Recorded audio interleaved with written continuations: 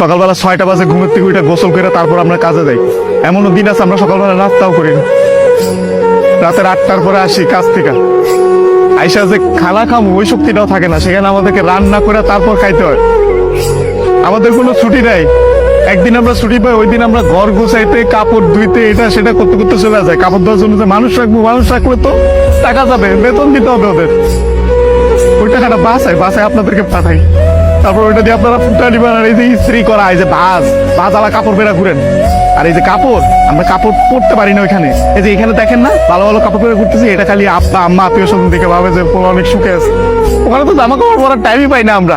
কখন জামা কাপড় পরবো? সারাদিন তো ইউনিফর্ম পরেই টাকা লাগে। রাতের বেলা বেলা খাওয়ার পরে এই যে 5টা মিনিট মা বোন বাপের সাথে কথা বলি, ওইটাই আমাদের জীবনে সারাদিনের সুখ। সারাদিন কষ্ট করে ওই যে 5টা মিনিট মায়ের সাথে কথা বলবো, এটার জন্য 16 ঘন্টা 18 ঘন্টা করে আমাদের চাকরি করা হয়। বুঝবেন না আমাদের কষ্ট।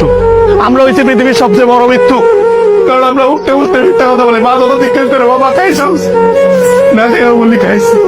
কি বলবো আর তো বলতে পারবো না। মা যখন জিজ্ঞেস করে কেমন আছিস বাবা, বলি ভালো আছি। অসুখ হইলে ডাক্তার দেখাই না, ডাক্তাররা অনেক টাকা দেওয়া লাগবে। মা জিজ্ঞেস করে বাবা ডাক্তার দেখাইছিস, ওষুধ খাইছিস, বলি যে খাইছি। কিছু